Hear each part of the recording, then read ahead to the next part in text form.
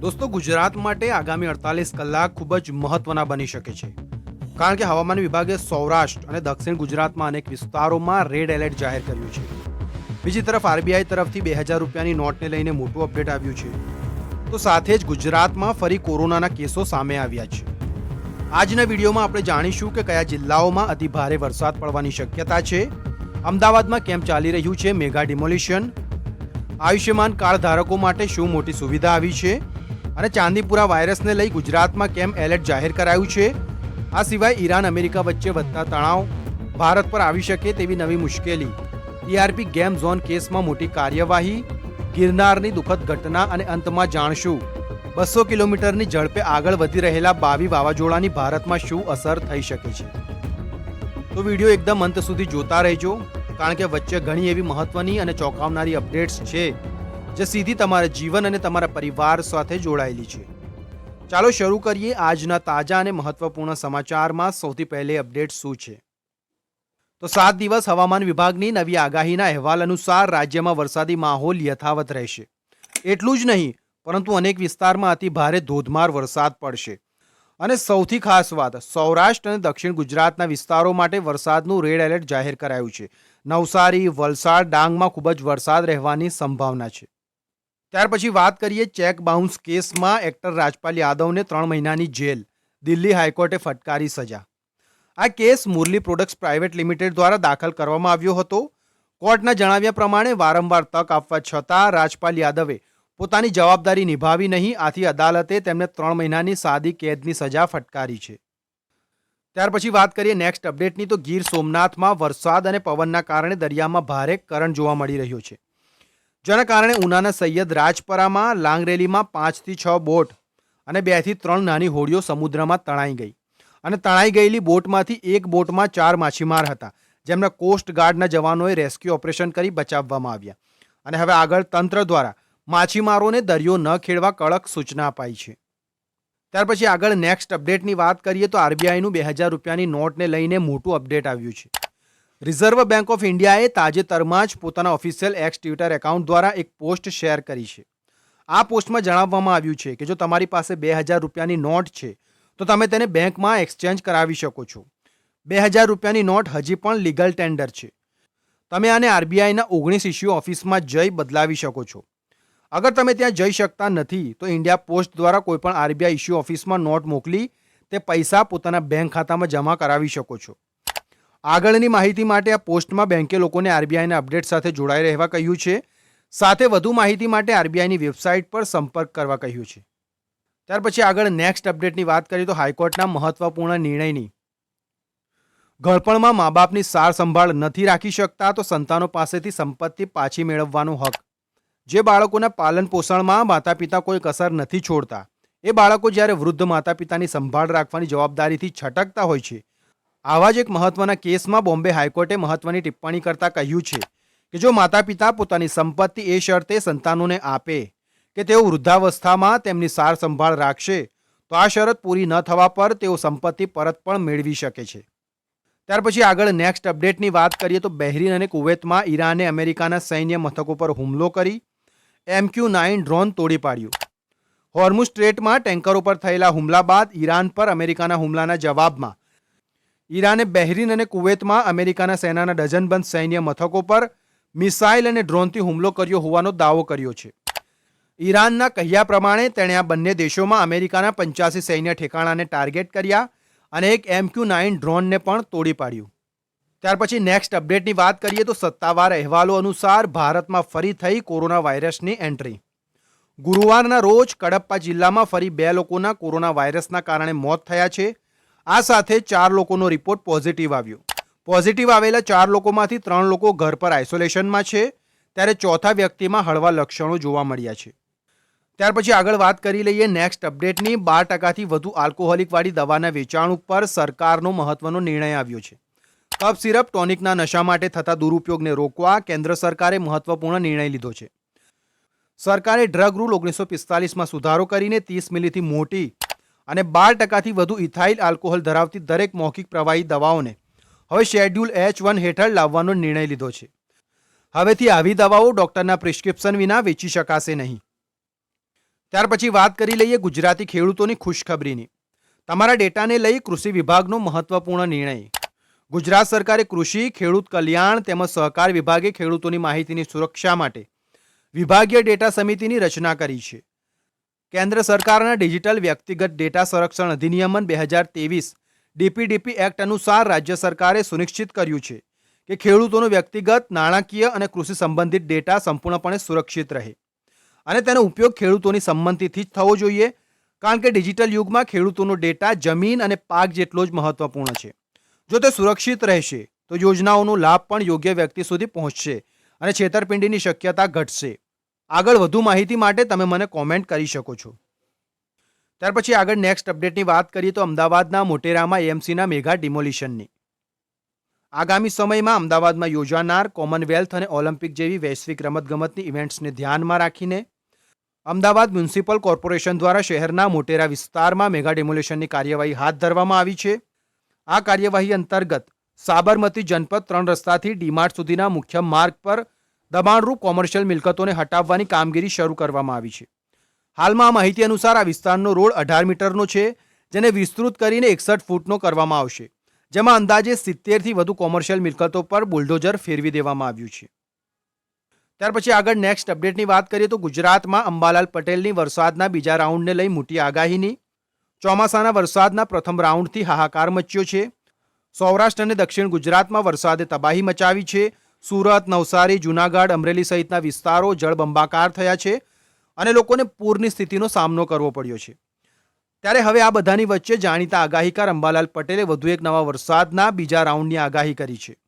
13 જુલાઈથી August માસ દરમિયાન સમગ્ર ગુજરાત રાજ્યમાં વાતાવરણમાં મોટો પલટા સાથે અંધારિયા વરસાદના વિવિધ રાઉન્ડ આવવાની મોટી આગાહી કરી છે.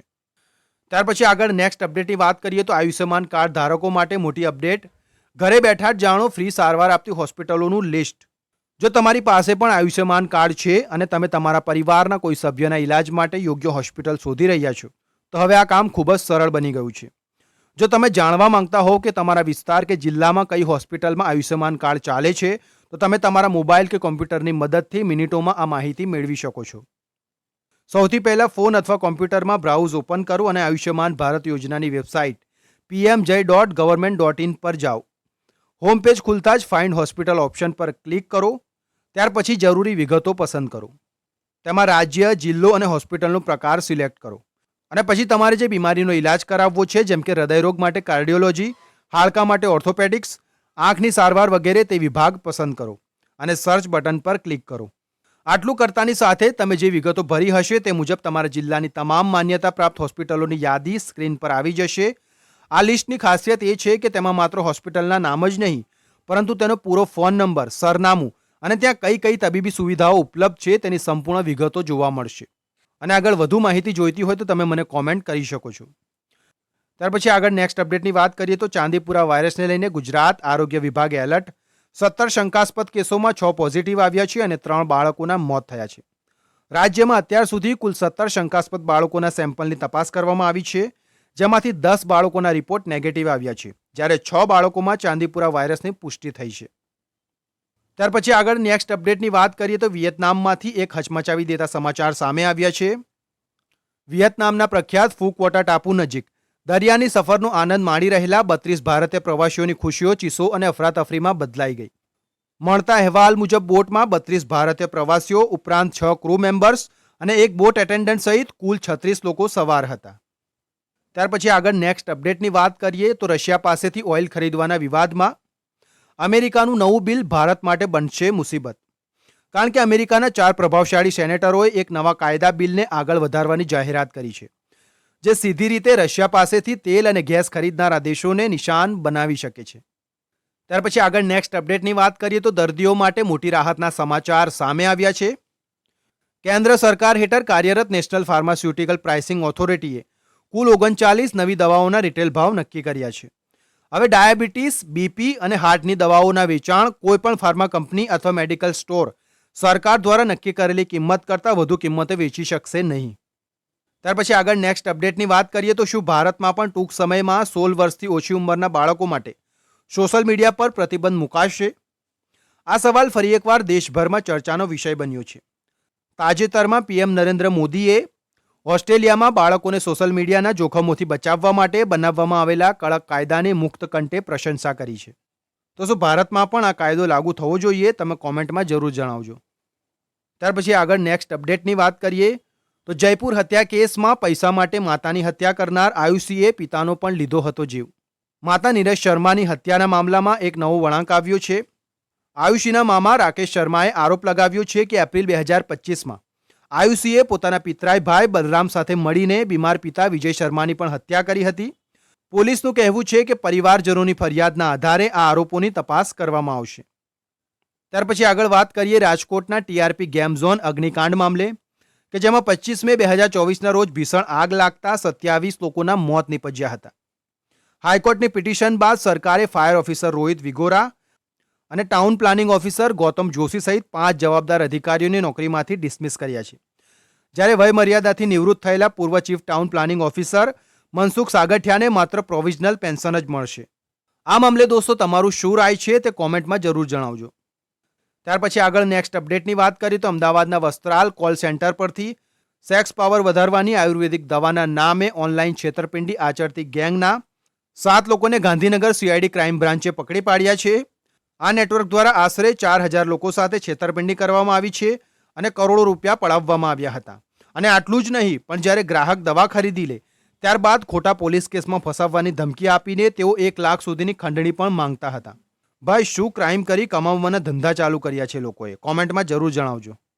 ત્યાર પછી આગળની અપડેટ છે ટેન્શનજનક, કારણ કે સેટેલાઇટ તસવીર સામે આવતા ખબર પડે છે કે ગુજરાત પરથી વાદળો ઓછા થયા છે. હવામાન વિભાગની સેટેલાઇટ તસવીરમાં મધ્ય ભારતમાં ચોમાસું વધુ એક્ટિવ છે, જ્યારે ગુજરાત, રાજસ્થાન, હરિયાણા, પંજાબ અને પશ્ચિમી ભાગોમાં વાદળો ઓછા છે, જેથી આ ભાગોમાં આગામી દિવસોમાં વરસાદની શક્યતાઓ ઓછી દેખાઈ રહી છે. ત્યાર પછી આગળ નેક્સ્ટ અપડેટની વાત કરીએ તો ગિરનાર પર્વત પર સિંહે બાળક પર જીવલેણ હુમલો કરી મોઢામાં દબોચી જંગલમાં ભાગી ગયો. અહેવાલ મુજબ એક પરિવાર પોતાના બાળક સાથે ગિરનાર પર્વત ચડવા જઈ રહ્યો હતો. આ દરમિયાન ગિરનારની સીડીઓ પાસે અચાનક સિંહે બાળક પર હુમલો કર્યો અને બાળકને પોતાના મોઢામાં દબોચીને જંગલ તરફ ભાગી છૂટ્યો હતો. વન વિભાગે શોધખોળ કરતા માત્ર માનવ અવશેષો જ મળી આવ્યા હતા. દોસ્તો, ખૂબ જ દુઃખદ ઘટના છે. કોમેન્ટમાં જરૂર જણાવજો. ત્યાર પછી આગળ નેક્સ્ટ અપડેટની વાત કરીએ તો ભાવનગરના ભવસાગર ડેમનો દરવાજો તૂટતા પૂરનું જોખમ, લોકોને સલામત સ્થળે ખસી જવા અપીલ કરવામાં આવી. ભાવનગરના ઉમરાળા સ્થિત ભવસાગર ડેમનો 15 નંબરનો ગેટ વાયર તૂટવાને કારણે નીચે પડતા ડેમનું પાણી બેકાબુ બની નદીમાં વહેવા લાગતા પૂર જેવી સ્થિતિ સર્જાઈ છે. તંત્રએ તાત્કાલિક એક્શનમાં આવી ઉમરાળા અને શિહોર તાલુકાના 10 નીચાણવાળા ગામોમાં સાયરન વગાડી હાઈ એલર્ટ જાહેર કર્યું છે અને નદી કિનારે ન જવા કડક સૂચના આપી છે. ત્યાર પછી આગળ વાત કરીએ નેક્સ્ટ અપડેટની તો ડાયાબિટીસના દર્દીઓએ હવે સપ્તાહમાં 261નું માત્ર એક જ ઇન્જેક્શન લેવું પડશે. ડેનમાર્કની દવા કંપની નોવો નોર્ડિસ્કે ભારતમાં ઇન્સ્યુલિન આઇકોડેક લોન્ચ કરી છે. કંપનીનો દાવો છે કે આ વિશ્વની પ્રથમ એવી બેઝલ ઇન્સ્યુલિન છે જે અઠવાડિયામાં માત્ર એક જ વખત આપવામાં આવે છે અને ટાઈપ 1 તથા ટાઈપ 2 ડાયાબિટીસના મુખ્ય વયના દર્દીઓ માટે બનાવવામાં આવી છે. હવે આમાં થશે એવું કે તેના ઉપયોગથી દરરોજ લેવાતા 365 ઇન્સ્યુલિન ઇન્જેક્શન ઘટીને વર્ષમાં માત્ર 52 ઇન્જેક્શન જ લેવા પડશે. ઘણી સારી વાત છે. ત્યાર પછી આગળ નેક્સ્ટ અપડેટની વાત કરીએ તો 200 કિલોમીટરની ઝડપે આવી રહેલા બાવી વાવાઝોડાથી ઘણા બધા દેશોને ખતરો બતાવવામાં આવી રહ્યો છે. તો તેની અસર ભારત પર શું થશે? તો પછી પેસિફિક સમુદ્રમાં બનેલા સુપર ટાયકૂન બાવીએ અનેક એશિયન દેશો માટે ખતરો ઊભો કર્યો છે. લગભગ 200 કિલોમીટર પ્રતિ કલાકની ઝડપે પવન અને 1000 કિલોમીટરના ગાળા સાથે આ તુફાનને તાજેતરના વર્ષોમાં સૌથી મોટા ચક્રવાતોમાંનું એક માનવામાં આવે છે. આ વાવાઝોડાને કારણે ભારતમાં આગામી 2 થી 3 દિવસમાં દેશના ઘણા ભાગોમાં વરસાદની એક્ટિવિટી કમજોર પડી શકે છે. તો દોસ્તો, હાલ પૂરતા આપણા વિડીયોને આપણે અહીં પૂરો કરીએ છીએ. મળશું આગામી એક નવા વિડીયો અને એક નવી માહિતી સાથે.